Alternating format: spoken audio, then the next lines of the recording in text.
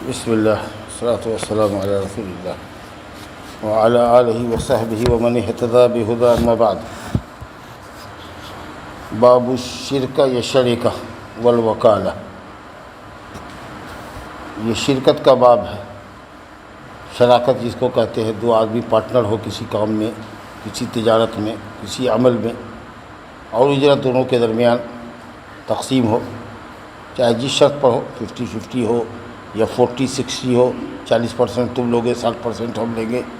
دونوں آدمی مل کر کے کوئی کام کرتے ہیں، کوئی محنت کرتے ہیں، یا مال لگاتے ہیں، 10,000 تم لگاؤ، 10,000 ہم لگاتے ہیں، اور دونوں آدمی مل کر کے تجارت کرو، تم بھی محنت کرو ہم بھی محنت کرو، تم مال لاؤ ہم دکان چلاوے، کبھی تم دکان پر بیٹھو ہم مال لاتے ہیں، جو منافع ہوگا 50-50 بانٹ لیں گے۔ یا اگر ہم کو کام کرنے کی عادت نہیں ہے تو ہم نے آپ کو پیسہ دیا، 1,00,000 روپیہ دیا، کہا کہ یہ کاروبار کرو، پیسہ ہمارا، محنت تمہاری، جو منافع آئے گا اسے 50-50 بانٹیں گے، یا 10 آنا 6 آنا لیں گے، 40% تم لوگے 60% ہم لیں گے۔ یا یہ ہے کہ پیسہ تمہارا ہے، دکان ہماری ہے، محنت بھی ہم کریں گے تو ہم 60% لیں گے، 10 آنا ہم لیں گے، تم کو 6 آنا دیں گے، جس پر آپ طے کر لیجیے، اتفاق کر لیجیے، سمجھا گیا۔ تو یہ سب شراکت کی قسمیں ہوتی ہیں۔ کتنے لوگوں کے پاس پیسہ ہوتا ہے، کمپنی سب کو پیسہ دیتا ہے، شیئر بازار میں لگاتا ہے نا، کمپنی کو دیتا ہے، 100 200 2,000 10,000 2 لاکھ آدمی دیے ہوا ہے اس کو، 10,000 کوئی 1 لاکھ کوئی 20 لاکھ، وہ کمپنی اپنا کاروبار کرتی ہے، بشرطے کہ جائز کاروبار ہو، اس میں جو منافع آئے گا آپ کے حساب سے آپ کو ملے گا۔ تو یہ سب شرکت ہے، کاروبار کے اندر پارٹنرشپ ہے، تو یہ جائز ہے بشرطے کہ اسلامی شریعت کے مطابق ہو۔ لیکن پارٹنرشپ میں اگر کوئی تجارت کی جاتی ہے یا کوئی کام کیا جاتا ہے تو امانت داری پر ہونا چاہیے، باقی معاملہ بالکل امانت داری پر ہونا چاہیے، خیانت نہیں ہونی چاہیے، سمجھا کہ نہیں۔ اگر خیانت، دو پارٹنر مل کر کے کوئی تجارت کر رہے ہیں اور کسی ایک نے چوری کر لی، خیانت کر لی، اپنے ساتھی سے چیٹ کر دیا، تو اللہ رب العالمین اس کاروبار کی برکت ختم کر دیتا ہے۔ تو اعتماد ہونا چاہیے، یقین کے ساتھ کاروبار کیجیے تب اس میں برکت ہوگا، اللہ کی توفیق بھی ہوگی، کاروبار میں خیر و برکت بھی ہوگا، یہ ضروری ہے، سمجھا کہ نہیں۔ اب ایسے دیکھیے، یہ حدیث شروع کی، 1-2 حدیث شرکت کے تعلق سے، کاروبار میں شراکت اور پارٹنرشپ اختیار کرنا۔ ابو ہریرہ رضی اللہ عنہ سے روایت ہے، قال قال رسول اللہ صلی اللہ علیہ وسلم، قال اللہ تعالی انا ثالث الشریکین ما لم یخن احدہما صاحبہ فاذا خان خرجت من بینہما، رواہ ابو داؤد وصححہ الحاکم۔ ابو ہریرہ رضی اللہ عنہ فرماتے ہیں کہ رسول اللہ صلی اللہ علیہ وسلم نے فرمایا کہ اللہ تعالیٰ فرماتا ہے، تو جس حدیث میں یہ ذکر ہو کہ نبی صلی اللہ علیہ وسلم فرماتے کہ اللہ نے فرمایا، تو اس حدیث کو علمی اصطلاح میں کہتے ہیں حدیث قدسی۔ ایک عام حدیث ہوتی ہے جس میں قال قال رسول اللہ صلی اللہ علیہ وسلم ہوتا ہے، اور ایک حدیث ہوتی ہے جس میں رسول اللہ صلی اللہ علیہ وسلم فرمایا کہ اللہ تعالیٰ فرماتا ہے۔ تو گویا کہ اللہ نے جو کچھ فرمایا ہے اس کو ہم اپنے لفظ میں ادا کر رہے ہیں، معنی اللہ کا ہے، لفظ رسول اللہ صلی اللہ علیہ وسلم کا ہے، سمجھا کہ نہیں۔ اب قرآن مجید جو ہے وہ اللہ کا قول ہے بھی ہے، اور معنی بھی اللہ ہی کا ہے، کلام بھی اللہ کا ہے، معنی بھی اللہ کا ہے، اس لیے وہ نماز میں اس کی تلاوت ہوتی ہے، لیکن حدیث قدسی کی نماز میں تلاوت نہیں ہو سکتی ہے۔ تو کیونکہ یہ الفاظ اللہ تعالیٰ کے نہیں ہیں، جبکہ قرآن مجید میں جو الفاظ ہے وہ لفظ بھی اللہ کا ہے، اور معنی بھی اس میں جو ہے وہ اللہ ہی کا کلام کا ہے۔ یہاں اللہ تعالیٰ نے ایک بات بتائی، اس کو نبی صلی اللہ علیہ وسلم نے اپنے ورڈ میں اس کو ادا کر دیا، اپنے لفظ میں ادا کر دیا۔ بہرحال اللہ تعالیٰ فرماتا ہے، دیکھیے کتنی اچھی حدیث ہے، کہا انا ثالث الشریکین، 2 پارٹنر کا میں تیسرا ہوں۔ یعنی اگر آپ میں، عبد الودود میں، ابو الحسن صاحب میں شراکت چل رہی ہے کاروبار کی، تو یہ 2 ہیں، اللہ کہتا ہے میں تم دونوں کا تیسرا ہوں، میں 2 پارٹنر کا تیسرا پارٹنر ہوں۔ اللہ ہو، کیا مطلب ہے کہ اللہ تعالیٰ آ کر کے تجارت کرے گا، بیچے گا، خریدے گا، تو میں 2 کا تیسرا ہوں گا، کیا مطلب کہ میری توفیق تم دونوں کو شامل رہے گی، میری طرف سے مدد حاصل ہوگی، تمہارے کاروبار میں خیر و برکت ہوگی، مٹی چھو گے سونا بن جائے گا۔ یہ ہے میرا تیسرا ہونا، کہ میں تم دونوں کا تیسرا ہوں۔ نبی صلی اللہ علیہ وسلم نے فرمایا، یا ابا بکر ما ظنک باثنین اللہ ثالثہما، ان 2 کے متعلق تمہارا کیا خیال ہے جس کا تیسرا اللہ ہے۔ یعنی ہم لوگ جو دونوں نکلے ہیں مکہ سے چھپ چھڑا کر کے، غار ثور میں چھپے ہوئے ہیں، ہجرت کا سفر ہے مدینہ جانے کا، اور سارا مکہ پاگلوں کی طریقے سے آپ کو تلاش رہا ہے، اور جس غار میں چھپے ہوئے ہیں اس کے اوپر وہ لوگ چڑھے ہوئے ہیں، دور دور تک نظر دوڑا رہے ہیں، ادھر سے ادھر ٹپ کر کے چھلانگ لگا کے جا رہے ہیں، لیکن پاؤں کے نیچے نہیں دیکھ رہے۔ اگر پاؤں کے نیچے دیکھتے تو نبی صلی اللہ علیہ وسلم وہی چھپے ہوئے تھے۔ ابو بکر صدیق رضی اللہ عنہ کی بے چینی بڑھ رہی ہے کہ کہیں دیکھ لیں گے تو پکڑے نہ جائیں گے، تو نبی صلی اللہ علیہ وسلم ڈھارس بندھا رہے ہیں، ان کو ہمت دلا رہے ہیں کہ ان دو کے متعلق تمہارا کیا خیال ہے جس کا تیسرا اللہ ہے؟ اور اس کے کہنے پر ہم نکلے، کیسے دشمن کے حوالے کر دے گا ہم کو؟ ہرگز نہیں دیکھ سکیں گے ہم کو، اتنا اطمینان ہے۔ تو دو اگر آپ ہیں پارٹنر تو تیسرا اللہ کہتا ہے کہ میں تیسرا ہوں تمہارا، اور اس میں اتنی برکت دوں گا کہ تم تصور نہیں کر سکتے ہو۔ لیکن ضروری ہے دونوں پارٹنر کے لیے کہ دونوں ایک دوسرے کے لیے امانت دار رہو، بشرطے کہ معلوم یخن احدہما صاحب، اس وقت تک میں تیسرا بنا رہوں گا جب تک کہ تم میں کا کوئی اپنے ساتھی کو چٹ نہ کرے، خیانت نہ کرے، دھوکہ نہ دے۔ فَإِذَا خَانَ، اگر کوئی ایک دوسرے کو خیانت کرے گا، خرجت من بینہما، تو میں ان دونوں کے درمیان سے نکل جاؤں گا۔ اب چلا گیا ہمارا پارٹنر سامان لینے کے لیے، سامان نے بیچا، منافع کی اس پر ایک رقم تھی کہ بھائی 20 روپیہ اس پر لے کے بیچ رہا ہے، 25 روپیہ بیچ دیا، کہا 15 روپے میں بکا، نہیں تیار ہوا لینے والا، جا رہا تھا، کیا کرتے؟ صبح سے 12 بجے تک دکان میں بیٹھ کر کے جھک مار رہے تھے، سوچا کہ صاحب چلو 15 ہی میں بیچیں گے، حالانکہ بیچا 25 روپے میں، 10 روپیہ چرا کے رکھ لی اور لکھا 15 روپیہ، سمجھا کہ نہیں؟ تو اس طریقہ سے منافع میں چوری کرتے ہیں، گھپلا کرتے ہیں، سمجھا کہ نہیں؟ مال چوری چھپے بیچ لیا، کچھ مال کو چھڑا کے بیچ لیا کہ دوسرے پارٹنر کو پتہ نہ چلے، حساب نہیں مل رہا ہے، یہ سب غداری مت کرو۔ اگر ایسے ہی کرنا ہے تو اپنے اکیلے تجارت کرو۔ تو لوگوں کی جو کاروبار شراکت میں بیٹھ جاتے ہیں اس کی وجہ یہی ہوتی ہے، بے ایمانی شیطانی جاتی ہے۔ لیکن اگر دونوں مخلص ہو، ایک ایک پیسے کی حفاظت کرے اور لکھے، سمجھا کہ نہیں، اور اس کو جیسے شرط کے مطابق ہے اس کو بانٹے، تو الحمدللہ اس سے خوب برکت ہوگی۔ تو شراکت میں کاروبار تو جائز ہے، لیکن وہی ہے کہ امانت داری ضروری ہے اگر چاہتے ہیں کہ کاروبار آپ کا بچے اور اس میں برکت ہوتا۔ اب دیکھیے نبی صلی اللہ علیہ وسلم نبی بنائے جانے سے پہلے بھی آپ صلی اللہ علیہ وسلم تجارت کرتے تھے۔ شروع کے زمانے میں تو آپ نے بکریاں چرائی، اور اس کے بعد جب آپ بالغ ہوئے تو تجارت میں اللہ تعالیٰ نے آپ کو مہارت دے دی۔ تو حضرت خدیجۃ الکبریٰ رضی اللہ عنہ کا مال لے کر کے ملک شام آپ گئے، یا کئی مرتبہ گئے، آپ ایک سے زیادہ مرتبہ گئے۔ معلوم یہ ہوا کہ ایک نوجوان ہے، بڑا امانت دار، بڑا ایماندار ہے، تو انہوں نے کہا کہ بھائی یہ نوجوان، یہ ہمارا مال ہے تجارت کا، اس کو لے جا کر کے ملک شام بیچنا، سیریا اور فلسطین میں لے جا کر کے بیچو، تم کو اتنا منافع دیں گے یا یہ کمیشن دیں گے تم کو، جو بھی ہو۔ اب پوری امانت داری کے ساتھ نبی صلی اللہ علیہ وسلم گئے اور اس کو بیچا، اور اتنا منافع ہوا آپ صلی اللہ علیہ وسلم کے ذریعے کہ جتنا کہ کئی سال کا جو گھاٹا رہا ہوگا خدیجہ کا، وہ سب میک اپ ہو گیا، اتنی امانت داری ہے۔ اور سبحان اللہ، ان کے ساتھ ان کا غلام بھی ایک تھا، سمجھا کہ نہیں، خدیجۃ الکبریٰ کا، وہ کہتا تھا کہ مالک جب صورتحال دیکھا، کڑی دھوپ ہوتی تھی اور دیکھتے تھے کہ صاحب بدلی کا سایہ ان کے سر اوپر ہے، سب لوگ دھوپ میں پریشان ہیں، ان کو سایہ ہے بدلی کا۔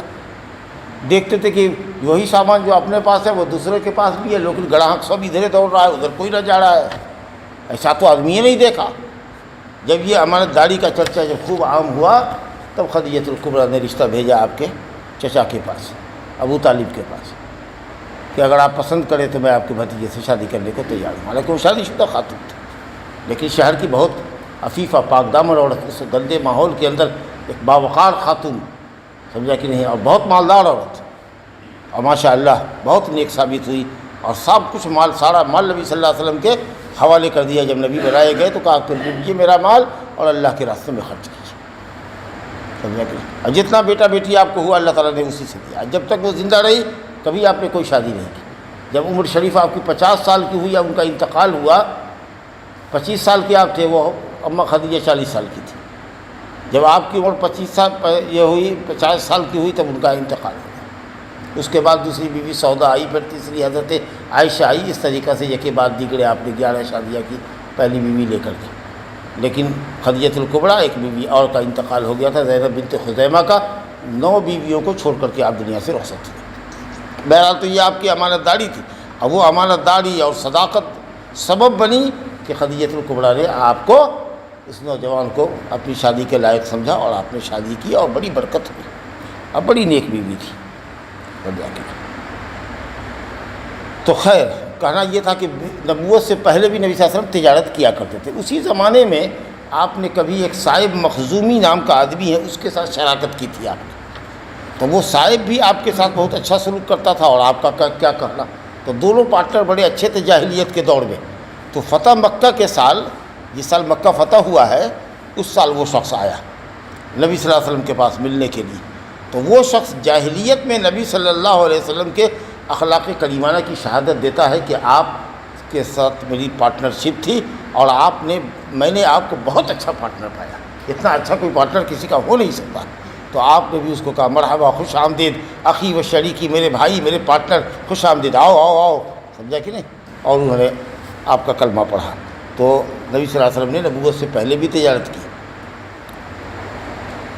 اور اسی موقع پر آپ نے پارٹنرشپ میں تجارت کیا تھا. صاحب مخزومی کہتے ہیں کہ انہو کان شریک النبی صلی اللہ علیہ وسلم، وہ نبی صلی اللہ علیہ وسلم کے پارٹنر تھے نبی بنائے جانے سے قبل.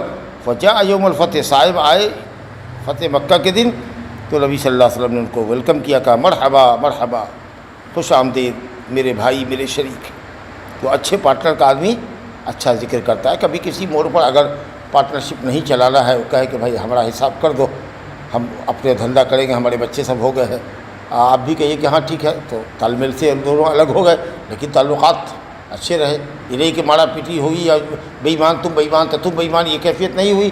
خیر سے الگ ہو گئے تو لوگ ایک دوسرے کے اخلاق کو یاد رکھتا ہے کہ جب تک معاملہ آپ سے رہا بہت اچھا رہا، بہت خیر برکت ہوتی رہی. تو اس طریقے سے آپ نے تجارت کی ہے. یہ دیکھیے. اچھا، ایک شرکت ہوتی ہے شرکت الابدان، بدن سے شرکت کرو. مطلب یہ کیا ہے کہ ہم لوگ کے پاس پیسہ تو نہیں ہے، محنت کرے گا. سمجھا کہ کیا کام کر سکتے ہیں بھائی؟ تو یہی کر سکتے ہیں کہ جنگل سے لکڑی کاٹیں. ہم لوگ لکڑہاڑی ٹائپ کے ہیں. تو یہ 3 آدمی ہم لوگ نے پیک کیا، معاملے کو آپس میں طے کیا کہ آپ سب نکلیے، ہم ادھر نکلتے ہیں، اس گاچھی کی طرف دیکھتے ہیں سوکھی لکڑی کہاں ہے، اس کو توڑتے ہیں جنگل میں، اور تم اس جنگل میں چلے جاؤ اور تم اس جنگل میں چلے جاؤ، اور تینوں آدمی لکڑی لے کر کے آؤ، اور تینوں آدمی ایک جگہ اس کو بیچیں گے، اور یا الگ الگ منڈی میں بیچو، اور جس نے جتنے میں بیچا ہوگا سب پیسہ امانت داری کے ساتھ ایک جگہ لا کے رکھو، اور تینوں آدمی برابر سے بانٹ لیں گے. اب مان لیجئے کہ آپ جس جنگل میں گئے اس میں لکڑی ملی ہی نہیں. اب دن بھر گھوم گھام کر کے آپ خالی آتے ہیں، ہم کو تو لکڑی ہی نہیں. یہ آدمی گیا ماشاءاللہ خوب لکڑی کا گٹھا لے کر کے آیا، وہ تھوڑا لے کر کے آیا. تو اب اس نے نہیں لیا تو اس کا یہ مطلب نہیں کہ شرکت الابدان ہے. تینوں آدمی کام کے لیے نکلے تھے اور بات یہ تھی کہ تینوں برابر سے بانٹیں گے، تو بانٹو برابر سے. سمجھا کہ نہیں؟ ہو سکتا ہے کہ کل تم کو نہ ملے، ہم کو مال مل جائے. 2 بڑھی ہے پیک کی، معاملہ طے کی اس کی، چلو ہم لوگ جو کمائیں گے آپس میں بانٹ لیں گے. اب دونوں چوراہے پر بیٹھا ہوا ہے، ایک بڑھی کی ہم کو ضرورت تھی، ہم لے آئے. دوسرا جو ہمارا پارٹنر تھا اس کو دن میں آج کام ملا ہی نہیں. تو اب جو ہم 500 روپیہ کما کے لے کے آئیں گے ہنسنے والا، اس کو 250 دینا ہوگا، 250 ہم کو رکھنا ہوگا. اور ہو سکتا ہے کہ کبھی اس کو کام ملے، ہم کو کام نہ ملے. سمجھا کہ نہیں؟ 2 کلی ہے، طے کر لیا کہ دونوں ایک ساتھ جائیں گے، مال مل گیا تو دونوں آدمی کلی گیری کریں گے. نہیں تو اگر تم کماؤ گے تو ہم کو دو گے، ہم کمائیں گے تو تم کو دو گے. دن میں مان لو کہ ہم نے 400 کا کلی گیری کیا، تم کو 800 کا کلی ہوا تو 1200 روپیہ رکھو، 600 روپیہ بانٹو. تو اس طرح کا بھی دھندا شراکت کا کر سکتے ہیں جمہور اہل علم کے نزدیک. سمجھا کہ نہیں؟ تو حضرت عبداللہ بن مسعود رضی اللہ عنہ کہتے ہیں کہ میں اور عمار اور سعد بن ابی وقاص، یہ تینوں آدمی کے درمیان پارٹنرشپ قائم ہوا بدر کے دن، کہ جو قیدی پائے گا یا جس کو جو قتل کرے گا اور اس کے ساتھ اس کا جو ساز و سامان مشرک کا چھینے گا. آپ نے مثال کے طور پر 2 کافر کو قتل کیا، اور قاعدہ یہ ہے کہ جس کو قتل کیا اس کے جسم پر جو بھی کچھ ہے قاتل کو ملے گا. سمجھا کہ نہیں؟ تو اب اس کا گھوڑا بھی آپ نے چھین لیا، اس کا تلوار بھی چھین لیا، سونے کی زنجیر ہتھ کڑا وغیرہ پہنے ہوا تھا، سب آپ نے اس کا قتل کر کے چھین لیا. اور ہم نے کسی کو نہیں مارا، نہیں قتل کیا. سمجھا کہ نہیں؟ ایک پارٹنر نے ایک آدمی کو قتل کیا، اس کے پاس تھوڑا سا سامان ہے، آپ کے پاس ہے اتنا ہے. سمجھا؟ ہم کو کچھ نہیں ملا. سمجھا کہ نہیں؟ ہم سے کوئی کسی کو ہم نے پایا ہی نہیں قتل کیا. تو جو ہم نے اگر یہ طے کر رکھا ہے کہ صاحب جو جو محنت کرے گا، جس کی جو کمائی ہوگی سب کو اکٹھا کرے گا انصاف کے ساتھ، اب بانٹ لیں گے. تو اسی کو کہتے ہیں شرکت الابدان، جس کی ایک مثال دیا کہ گھاس کاٹنے پر اتفاق کر لے، لکڑی توڑنے پر اتفاق کر لے، یا چلیے ہم بھی درزی ہیں آپ بھی درزی ہیں، ایک جگہ آپ مشین لے کے بیٹھتے ہیں، ایک جگہ ہم مشین لے کے بیٹھتے ہیں. ہو سکتا ہے کہ آپ کو 2 لنگی اور 2 کرتا سلنے کو مل گیا ہو اور ہم کو कई पैंट कई शर्ट मिल गए, दिन भर हमारा काम जो हुआ वो 1000-2000 का हुआ, आपका 300 का काम हुआ, कोई बात नहीं, बांट लेंगे हम लोग, समझा कि नहीं। तो वो बाद उलमा कहते हैं कि एक ही तरह का पेशा होना चाहिए, अलग अलग पेशा नहीं होना चाहिए, ताकि कमाई अलग अलग होती है। कोई बढ़ई है, कोई लोहार है, हो सकता है कि लोहार की कमाई ज़्यादा हो, तलवार एक ठो बना दे तो 2000 रुपया ले, किसी के लोहे के तलवार बना दे तो, और आप दिन भर लकड़ी का डंडा देते रहिएगा तो 500-600 रुपया आपको मिलेगा, समझा कि। तो इसलिए कमाई में एक तरह का पेशा होना चाहिए, इस तरह की शर्त लोग लगाते हैं। खैर, तो ये कहते हैं कि साहब मैं और अम्मार और साद ये तीनों इस बात पे शरीक हुए कि बदर के दिन जो कुछ हम लोगों को मिलेगा वो सबको बांटेंगे। तो हज़रत साद तो 2 कैदी पकड़ के ले आए, लेकिन मैं और अम्मार कुछ न लेके आए। तो वो 2 कैदी में को भी 3 जगह, एक कैदी को लगा, 3 आदमी है ना, एक कैदी 3 जगह लगा। तो मान लीजिए कि अगर एक कैदी है 1200 रुपये का, दूसरा कैदी है 1200 का, तो 2400 का है, अब 2400 को बांट लीजिए 3 जगह, समझा। तो इस तरीक़े से मामला, इसको शिरकतुल अब्दान कहते हैं कि बदन से। और एक होता है माल से। तो अब माल में ये होता है कि माल हम भी लगाया, तुम भी लगाया, मेरी भी मेहनत, आपकी भी मेहनत, मुनाफा है। या एक तरफ से माल हो, एक तरफ से अमल हो, समझा कि नहीं। आपके पास माल नहीं था, ठीक है, पैसा हम देते हैं और फला तिजारत करो, मिल करके आओ, जो मुनाफा हो ईमानदारी के साथ लेकर के आओ, समझा कि नहीं। हाँ, जैसे ड्राइवर को हम कह के अब एक तो गाड़ी ख़रीद देते हैं बोलेरो, और उसको चलाओ तुम, और जितनी ईमानदारी से 1-1 रुपया होता है वो ले आओ, तेल का वाउचर ले आओ, तेल में बेईमानी ना करो, भाड़े में बेईमानी ना करो। 2 उधर से खाली भी आ रहे हो पैसेंजर लेकर के, अगर 50 रुपया है उसको भी सामने लाओ, और जितना लाओगे उसमें आधा तुमको दे देंगे, आधा हम ले लेंगे। ये हुआ अच्छा तजारत, उसका अमल है, हमारी गाड़ी है, समझ लगे। तो इस तरीक़े से बहुत लोग करते हैं काम, ईमानदारी होनी चाहिए। चलिए, अब ये 2-3 हदीसें तो शिरकत के ताल्लुक़ से लेकर आए थे। अब वकील के ताल्लुक़ से, वकील किसको कहते हैं? अपनी ज़िम्मेदारी जो काम हम नहीं कर सकते हैं या कर सकते हैं, उस पर आपको आपके सुपुर्द कर दिया।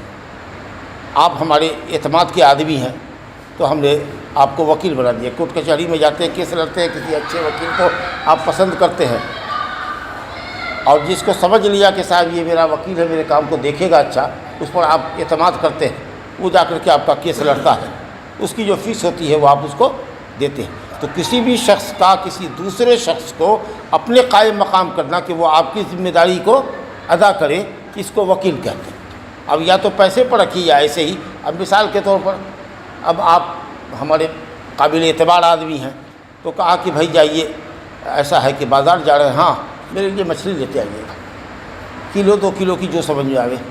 अब भाई रेट महंगा है, अरे आपको जो मुनासिब समझे आप पर एतमाद किया, जैसे भाव तोल मोल होता है वो सब कर करा के जैसे आप अपने लिए सौदा करते हैं वैसा मेरे लिए कर लीजिएगा, खाली भेज दीजिएगा और कहिएगा कि इतनी कीमत हुई, या लीजिए या 500 रुपया लीजिए, जितना लगेगा लगा दीजिएगा, और उसके बाद सामान और पैसा भेज दीजिएगा वापस कर दिया। अच्छी बात है, आपको एतमाद है तो कर लीजिए, वकील बना दीजिए इसको, समझा कि नहीं। तो इसी को कहते हैं वकील बनाना।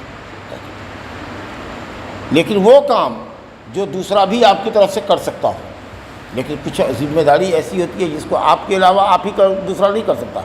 अब मिसाल के तौर पर नमाज़ पढ़ना, ये हर बंदे मुकल्लफ़ की जिम्मेदारी है नमाज़ पढ़ने की। तो आपने कहा किसी को कि जाओ तुम मेरे अपनी तरफ से नमाज़ पढ़ लोगे और उसके बाद 4 रकात इशा मेरी तरफ से भी पढ़ करके आ जाओगे, तुमको तनख्वाह देंगे, ये काम नहीं चलेगा। वो तो जिम्मेदारी आपके साथ पर फ़र्ज़ है, वो तो आप ही को करना, रोज़ा तो आप ही को रखना। लेकिन अगर आदमी बीमार में सेहतमंद हुआ और के बाद बगैर क़ज़ा किए हुए मर गया, तो अब उसके जो वारिसान हैं वो क़ज़ा करते हैं, समझे। तो जो इबादत आप पर फ़र्ज़ है, जो जिम्मेदारी आपकी है, जो काम आपको करना है, उसमें किसी को वकील नहीं बनाया जा सकता। लेकिन जो काम दूसरा आपकी नियाबत में कर सकता है, आपकी जगह पर खड़ा हो सकता है, उसमें वकील बनाना दुरुस्त है। चाहे पैसे से वकील बनाइए या ऐसे ही बना दीजिए। अब आप होशियार आदमी हैं, आपको कहा कि मंडी में जा रहे हैं, हाँ कुर्बानी का ज़माना है, एक अच्छा बकरा खूबसूरत सेहतमंद लेके आइएगा। पैसे की भी कोई कैद है तो अगर आपको कैद नहीं है, कहेगा नहीं जो बढ़िया से बढ़िया मिले ले आइएगा, जितना दाम आप कहिएगा इंशाअल्लाह हम देंगे, इतना हमको आप पर एतमाद है। तो आदमी को चाहिए कि एतमाद को धक्का नहीं दे, ना बुझा। अगर कोई इतना ही एतमाद करता है आपको, तो अभी नहीं कि पैसा ठगने के लिए 22,000 का है तो कह दिया 24,000 में मिला है, तो है कि जो कहेंगे वो तो मिल जाएगा। नहीं, अमानतदारी है, यानी तो फिर आप कह दीजिए कि लावेंगे तो मेहनत वाला 1,000 रुपया लेंगे, कीमत तो बिल्कुल ठीक लगावेंगे ईमानदारी के साथ, लेकिन लाने की मेहनत हम लेंगे, उजरत लेंगे, वो अलग बात है, समझा कि नहीं। تو اگر کہہ دیا کہ آپ کی مرضی پر ہے، جو جانور جتنے قیمت کا پسندیدہ آپ کو لگے، آپ میری چوائس کو سمجھ رہے ہیں نا، میرے حساب سے لے آئیے گا۔ اور اگر آپ کو لگتا ہے کہ یہ آدمی کچھ مہنگا خرید لے گا اور آپ کے پاس بجٹ نہیں ہے، تو آپ کہہ دیجئے کہ 15,000 تک کا بکرا لائیے، 12 سے 15,000 تک کا ہونا چاہیے، اس سے زیادہ کا مت لائیے۔ تو جو آپ کا وکیل ہے نمائندہ، وہ اسی بھاؤ میں خریدے گا، تاکہ بعد میں نہیں ہو کہ ہم تو کہا تھا 15,000 یا 18,000 کہاں سے لے آئے، اب وہ 3,000 میں کہاں سے لا کے دوں گا۔ لیکن ہاں، اگر پیسہ ہے بھرپور اور آپ کو لگتا ہے کہ کسی بھی ریٹ کا بکرا آئے گا اور جو ہمارا وکیل کہے گا انشاءاللہ ہم دے دیں گے، کیونکہ وہ امانت دار اور صادق ہے، امانت دار آدمی ہے، سچا ہے، وہ مجھ سے ٹھگی نہیں کرے گا، تو آپ کر سکتے ہیں ایسے، کسی کو وکیل بنا سکتے ہیں۔ اچھا، ایسے کسی کو وکیل بنا دیا، کہا کہ جاؤ، ہمارا آدمی وہاں دلی میں رہتا ہے، سمجھا کہ نہیں، وہاں پیسہ ہماری تنخواہ کو وہی اٹھاتا ہے، اس کو آتھرائز لیٹر ہم دیے ہوئے ہیں، خط دیے ہوئے ہیں، کاغذ دیے ہوئے ہیں، اسے وہ اٹھا لیتا ہے۔ میرے وکیل کے پاس جاؤ، فلاں کے پاس، فلاں محلے میں رہتا ہے، اس کو کہو گے کہ مولانا نے بھیجا ہے 2 لاکھ روپیہ کے لیے، یہ کہہ دو گے اس کو، سمجھا کہ نہیں، تو ٹھیک ہے، ہمارا وکیل ہے، اسے جا کر کے لے لو۔ اب یا تو چٹھی لکھیں گے یا ٹیلی فون کا زمانہ تھا، ٹیلی فون کریں گے، لیکن نبی صلی اللہ علیہ وسلم نے بھی اپنی جائیداد کو، اپنے مال کو دیکھنے کے لیے خیبر میں جو یہودیوں کو آپ نے بٹائی زمین دی تھی، خیبر فتح کیا، اس کے بعد یہودیوں نے یہ کہا کہ صاحب ہم کو بٹائی دے دیجیے، ہم بٹائی کریں گے، آدھا آپ کا ہوگا اور آدھا ہمارا ہوگا۔ تو آپ نے وہاں باغات کی دیکھ ریکھ کرنے کے لیے ایک آدمی کو وہاں پسند کر لیا، کچھ اجرت دے کر کے، کہ دیکھتے رہو گے یہودی ہمارے ساتھ چیٹ نہ کرے، ایسا نہیں کہ پھل توڑ کے بیچ لے، کھا لے، جیسا ہمارے کھیت کھلیان کی حفاظت، باغات کی حفاظت کرنا۔ تو حضرت جابر بن عبداللہ انصاری رضی اللہ عنہ مدینہ میں تھے، انہوں نے کہا کہ یا رسول اللہ میں خیبر نکلنا چاہتا ہوں، 100 میل کی دوری پر ہے، پچھم اتر میں مدینہ سے۔ تو آپ نے کہا کہ ٹھیک ہے، جب جا ہی رہے ہو تو میرا فلاں شخص وکیل ہے، اس کے پاس جا کر کے کہا کہ 15 وسق، 5 وسق میں زکوٰۃ ہوتی ہے، سمجھا کہ نہیں، 22 من، سمجھا کہ 22 ساڑھے 22 من ہوتا ہے، 9 کنٹل مانیے، من نہیں مانیے گا تو 9 کنٹل، بعض علماء نے کہا 7.5 کنٹل، 5 وسق، کتنا وسق ہوا؟ 15 وسق کہا، سمجھا کہ نہیں، تو 9 کنٹل، 9 تیا 27 کنٹل، کہا کہ جا کر کے 27 کنٹل کھجور میرے وکیل سے کہہ جا کہ وہ تم کو دے دے گا۔ اللہ، کس قدر نبی صلی اللہ علیہ وسلم کی سخاوت تھی، جب جا ہی رہے ہو تو میرا پھل وہاں ہے، تو ٹوٹا ہوا تم لے لینا۔ انہوں نے کہا کہ اتنی بڑی رقم، کہا ہاں دے سکتے ہیں، سخاوت۔ یا ہو سکتا ہے کہ جابر کے ساتھ کچھ اور بھی لوگ جا رہے ہوں گے، تو کہا ہوگا کہ 15 وسق لے لو گے، آپس میں تم لوگ بانٹ لو گے برابر سرابر، میرا مال وہاں پر رکھا ہوا ہے، جب جا ہی رہے ہو تو جاؤ ہماری طرف سے مال لے لینا، سمجھا کہ؟ تو یہ ہوا کہ تب مختصر کر دیا انہوں نے حدیث کو۔ تب آپ نے یہ بھی کہا کہ میرا وہ وکیل پوچھے گا تم سے علامت، کہ کیسے جانے کہ تم محمد صلی اللہ علیہ وسلم کے بھیجے ہوئے ہو، وکیل ہو، ان کے نمائندہ ہو، یہ کیسے پوچھیں گے؟ تو تم اپنا ہاتھ اس کے ہنسلی کی ہڈی پر رکھ دینا، اپنا ہاتھ بڑھا کر کے اس کی ہنسلی کو چھو دینا، وہ سمجھ جائے گا کہ you are right, you are correct, بالکل صحیح ہو تم، کیونکہ آپ نے یہ کوڈ ورڈ اس کو سمجھا رکھا تھا کہ کوئی بھی آدمی اگر ہماری طرف سے آئے گا کچھ کہنے کے لیے تو یہ سیکریٹ رہے گا کوڈ ہمارا کہ وہ تمہارے ہنسلی کی ہڈی کے اوپر جو ہے، گردن کے نیچے کی جو ہڈی ہے اس پر ہاتھ ڈالے گا، سمجھ جاؤ گے ٹھیک ہے، بس یہ یاد رکھو گے، کوڈ یہی کر دینا، اس کا جیسے وہ چھو گے کہے گا ٹھیک ہے چلو، سمجھ لیں گے؟ تو یہ ہوا وکیل۔ تو حضرت جابر بن عبداللہ رضی اللہ عنہ کہتے ہیں کہ میں خیبر نکلنے کا جب مجھے ارادہ ہوا تو میں نبی صلی اللہ علیہ وسلم کی خدمت میں آیا، میں نے کہا کہ ایسا ایسا ارادہ ہے۔ آپ نے کہا کہ جب جانا خیبر تو میرے وکیل کے پاس جانا، جو میرا نمائندہ ہے، میرا قائم مقام ہے، اور اس سے 15 وسق کھجور کا لے لینا۔ عروہ بارقی رضی اللہ عنہ کی حدیث ہے، وہ پہلے بھی ہم لوگ پڑھ چکے ہیں کاروبار کے باب میں، کہ اندر رسول اللہ صلی اللہ علیہ وسلم بعثہ بدینار، نبی صلی اللہ علیہ وسلم نے 1 دینار دے کر کے اس کو بھیجا۔ دینار ایک سکہ ہوتا تھا سونے کا، 4.5 گرام سونا ہوتا تھا۔ کہا کہ جا کر کے اس کا ایک قربانی کا بکرا لے آؤ۔ دیکھیے کتنا اعتماد کا وہ آدمی تھا، کہا جاؤ 1 دینار میں جو اچھا ہو سکے لے لو۔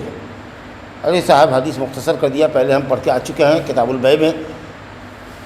2 بکرا خرید لیا انہوں نے 1 دینار میں، عروہ نے 2 بکرا خریدا، اور 1 بکرے کو مارکیٹ میں 1 دینار میں بیچ دیا،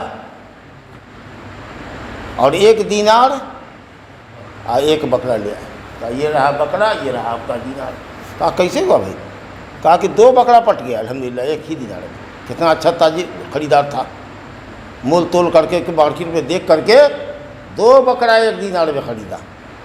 اور سوچا کہ نہیں صاحب کو تو ایک ہی بکرا درکار ہے، تو ایک کو 1 دینار میں بیچ دیا، 1 دینار اور 1 بکرا لا کے خدمت رسول صلی اللہ علیہ وسلم میں پیش کر دیا۔ آپ نے کہا جا اللہ تعالیٰ تیری تجارت میں برکت، تیرے کاروبار میں برکت۔ یہ دعا ایسی قبول ہوئی کہ عروہ بارقی کہتے کہ میں مٹی خریدتا تھا تو سونے کے بھاؤ بکتی تھی، ایسی برکت ہوئی۔ تو بڑے بڑے صحابہ کرام ہم کو کہتے تھے کہ ذرا میرا مال بھی اپنی تجارت میں لگا لگا، ذرا میرا مال تو اپنی تجارت میں لگا لگا، نبی صلی اللہ علیہ وسلم کی دعا کی برکت سے۔ تو ہو یہ کہ اگر کوئی آپ پر وشواس کرتا ہے، اعتماد کرتا ہے، اور اس کے اندازے سے بھی کم دام میں اور اچھی چیزیں امانتداری کے ساتھ لاتے ہیں، تو وہ آپ کا احسان مند بھی رہے گا اور آپ کو دعا بھی دے گا۔ لیکن کیا کیجئے گا، یہاں تو ہر چیز میں دلالی ہے۔ اچھا دلالی بھی اگر لینی ہو تو پہلے کہو کہ لو نا، کہ لا تو دیں گے 1 دینار میں بڑھیا بکرا، قیمت میں کوئی کمپرومائز نہیں ہوگی، کوئی 1 روپے کی بےایمانی نہ ہوگی، لیکن لانے کا 500 روپیہ لیں گے۔ آپ کہا کہ لو نا، ٹھیک تو ہے، کیا دقت ہے، یہ بھی جائز ہے، محنت کر رہے تو دیں گے۔ لیکن نہیں، اسی میں 2000 روپیہ کما لیا اور لا کر کے دے دیا، احسان بھی ہے اس کا ہمارے اوپر کہ اس نے بکرا خرید دیا ہے، 2000 روپیہ کمائی بھی کر لی اس بغیر خبر کیے ہوئے، بے ایمان چٹا، سمجھا کہ نہیں۔ موکل کو وکیل نے چونا لگا دیا، لا حول ولا قوت الا باللہ۔ تو یہ ہے قصہ۔ ایک مرتبہ اسی طریقے سے بیت المال سے آدمی بھیجا جاتا تھا زکوٰۃ اور صدقات کی وصولی کے لیے، نبی صلی اللہ علیہ وسلم بھیجتے تھے۔ ایک مرتبہ حضرت عمر بن خطاب رضی اللہ عنہ کو بھیجا کہ فلاں علاقے میں چلے جائیے اور وہاں سے لوگوں کے مال کی زکوٰۃ لے کر کے آئیے، سمجھا کہ نہیں۔ تو آپ نبی صلی اللہ علیہ وسلم کے وکیل کی حیثیت سے، نمائندے کی حیثیت سے گئے کہ بھئی مجھے نبی صلی اللہ علیہ وسلم نے بھیجا ہے، آپ لوگوں کے یہاں کیا کیا مال ہے، کیا زکوٰۃ نکلے گی، وہ ہمارے حوالے کر دیجیے، لے جاتے۔ تو یہ ہوا عامل علی الصدقہ، صدقہ کے مال کے وصولنے پر کسی کو رپورٹ کیا جائے، تو اگر صدقے کے مال کو لائے ہیں اور آپ کا محنتانہ اس زکوٰۃ سے آپ کو دیا جائے تو آپ کے لیے جائز ہوگا، کیونکہ وہ زکوٰۃ کی حیثیت سے نہیں ہے بلکہ آپ کے عمل کی اجرت ہے، سمجھا کہ جو اس نے طے کیا ہوگا۔ تو بہرحال یہ بھی وکیل ہوا کہ صدقہ وصولنے کے لیے نبی صلی اللہ علیہ وسلم اپنا نمائندہ بھیجتے تھے، سمجھا کہ نہیں، چٹھی لکھوا دیتے تھے قبیلے والوں کو کہ یہ جو آدمی جا رہا ہے وہ ہمارا فرستادہ ہے، ہمارا بھیجا ہوا ہے، اس کو تم لوگ اپنے مال کی زکوٰۃ ان کے حوالے کرتے۔ وعن جابر رضی اللہ تعالی عنہ ان النبی صلی اللہ علیہ وسلم نہر 63، وہ تو ایک حدیث وہ ہوئی ابو ہریرہ رضی اللہ عنہ کی، بخاری مسلم کی روایت ہے کہ رسول اللہ صلی اللہ علیہ وسلم نے عمر بن خطاب کو صدقہ کے اوپر عامل بنایا، نمائندہ بنا کر کے صدقہ وصولنے کے لیے بھیجا، بخاری مسلم کی روایت ہے۔ مسلم شریف کی روایت ہے حضرت جابر رضی اللہ عنہ کی کہ نبی صلی اللہ علیہ وسلم نے 63 اونٹ اپنے ہاتھ سے نہر کیا اور حضرت علی کو دیا باقی ذبح کرنے کے لیے۔ نبی صلی اللہ علیہ وسلم مدینہ میں جب تک رہے 10 سال آپ نے 2 بکرا ہر سال کیا، لیکن جس سال آپ حج میں تشریف لے گئے وہاں اس دن اس میں قربانی نہیں کیا۔ قربانی اس کی ہوتی ہے جو غیر حاجی، سمجھا کہ نہیں، مکہ ہی میں جو غیر حاجی ہے وہاں کا رہنے والا وہ کرے گا، لیکن جو آدمی حج کرنے کے لیے گیا ہے اور وہ قربانی دیتا ہے تو اس کو حج کہتے ہیں، اضحیہ نہیں کہتے، قربانی کہتے ہیں، حج کہتے ہیں۔ تو جو حدی دے رہا ہے وہ قربانی چاہے تو دے چاہے تو نہ دے۔ تو بہرحال نبی صلی اللہ علیہ وسلم نے اس سال کتنی حدی دی؟ 1 اونٹ، یا 1 اونٹ میں 7واں حصہ بس کافی تھا آپ کو، 1 اونٹ میں 7واں حصہ آپ پر تھا حج کے اعتبار سے حدی، لیکن 100 اونٹ کی نہیں سکتے، 100 اونٹ، سمجھا۔ اور مینا عرفات مزدلفہ سے ہوتے ہواتے تھکے تھکائے کنکری مار کر کے اور تب بال وغیرہ مڑوا کر کے جانور ذبح کرنے گئے، اور تب اتنی ہمت اور طاقت دیکھیے کہ 63 اونٹ کو آپ نے نہر کیا۔ اونٹ کو نہر کرنے کا طریقہ پوچھتے ہیں، نہر کیا جاتا ہے، ذبح نہیں کیا جاتا۔ ذبح اور نہر میں فرق ہوتا ہے، ذبح ہوتا ہے لٹا کر کے، بائیں کروٹ لٹائیے یا دائیں کروٹ لٹائیے، قبلہ رخ ہونا چاہیے اپنی سہولت کے اعتبار سے۔ جس کا داہنا ہاتھ سے چھری کرتا ہے وہ بائیں کروٹ لٹاتا ہے، اور کوئی لیفٹ ہینڈر اگر ہے تو ادھر گھمائے گا، رخ رہے گا قبلہ، داہنے کروٹ پر پلٹے گا تو داہنے پلٹو گے، بائیں پلٹو رخ رہے قبلہ۔ اب بائیں ہاتھ سے بسم اللہ اللہ پڑھ کے یا داہنے ہاتھ سے کرے، سمجھ لیں گے۔ تو یہ ہوا تو ذبح۔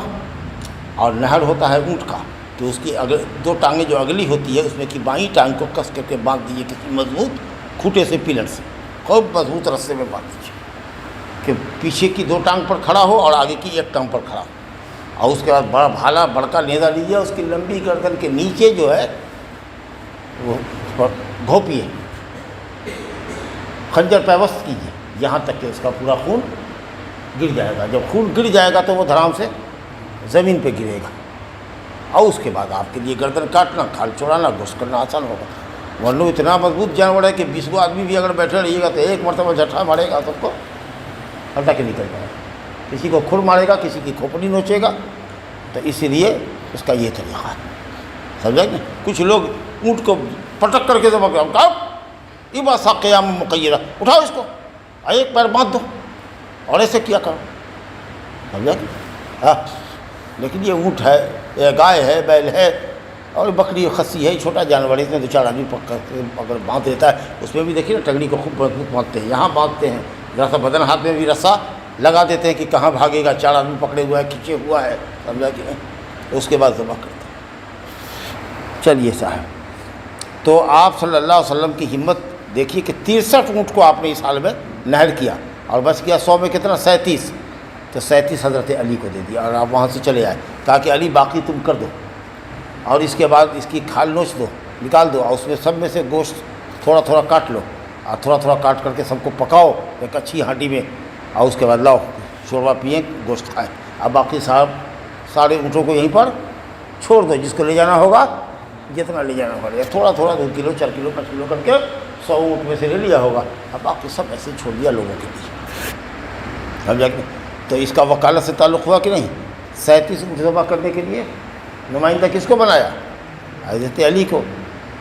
ہاں، گوشت کاٹو، بانٹو، کچھ پکاؤ، باقی سب کو چھوڑ دو، یہ ذمہ داری دے کے ہم آگے۔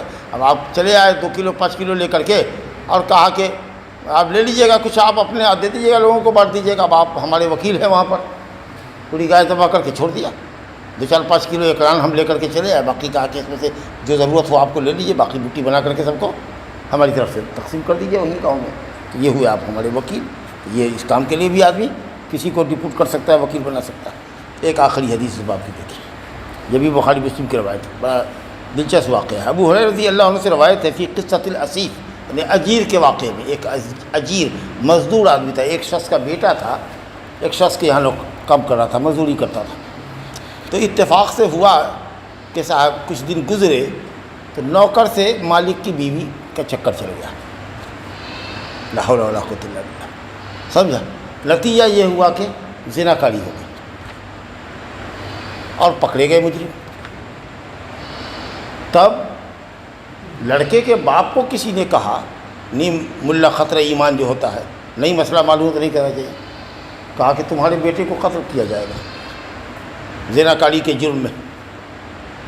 تو باپ کی محبت تھی، بیوی والے سے کہا کہ ہمارے بیٹے کو ایک زنا کاری کو ایسے قتل کرو گے، ایسا کرو کہ ایک لونڈی ہم تمہاری خدمت کے لیے تمہارے گھر میں دے دیتے ہیں، اور 100 بکری ہم جرمانے میں دے دیتے ہیں، مگر میرے بیٹے کی جان مت لو۔ راضی ہو گیا تو اس کو ٹھیک ہے چلو۔ یہ خبر کسی طریقہ سے وہ شخص یا کوئی اور آ کر کے نبی صلی اللہ علیہ وسلم کے پاس آیا، 2 آدمی کی روایت ہے، ابو ہریرہ کی اور زید بن خالد جہنی کی، کہا کہ یا رسول اللہ اس کا بیٹا اس کی یہاں مزدور تھا، اور اس کی بیوی کے ساتھ اس نے مکالمہ کیا، تو کسی نے یہ فتویٰ دیا ہے کہ اس کے بیٹے کو قتل کیا جائے گا، تو اب بیٹے کی جان بچانے کے لیے اس نے ایک لونڈی اور 100 بکری دینے پر معاملہ کیا ہے، سمجھوتا کیا ہے۔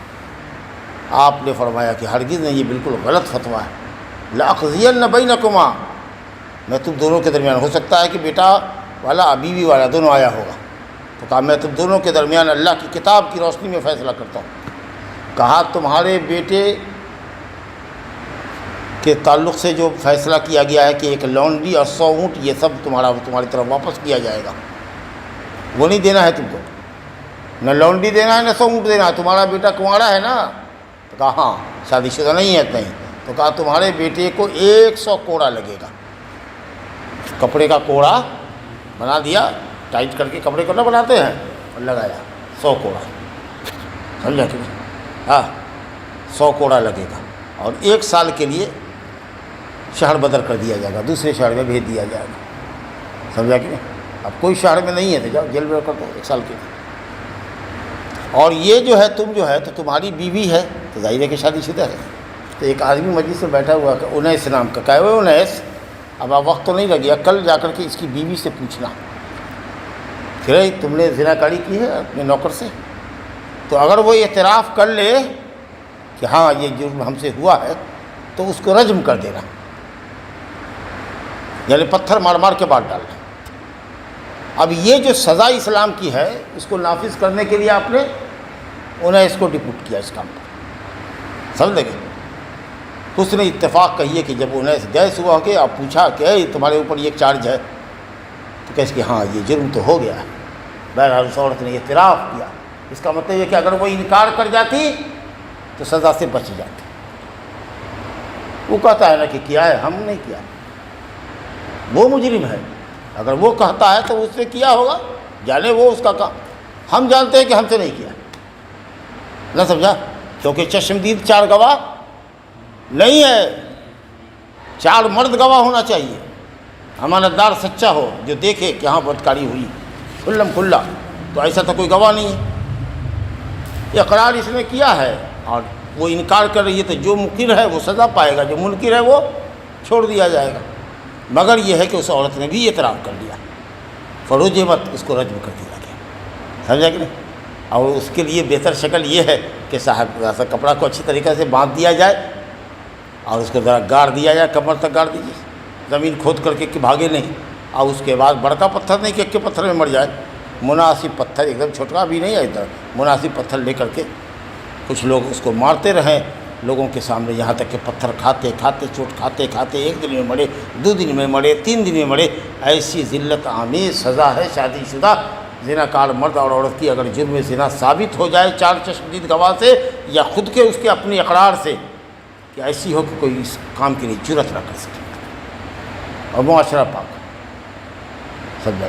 تو اس کام کے لیے بھی نبی صلی اللہ علیہ وسلم نے حضرت انیس کو اپنی جگہ پر قائم مقام بنایا کہ جا کر کے اس سزا کو تم ہماری طرف سے جاری کرو، تو یا تو امام وقت اپنی موجودگی میں یہ کام کرواوے یا کسی کو اس کام کے لیے ڈپوٹ کرتے۔ ہاں باللہ التوفیق، صلی اللہ علیہ محمد وعلیہ وسلم۔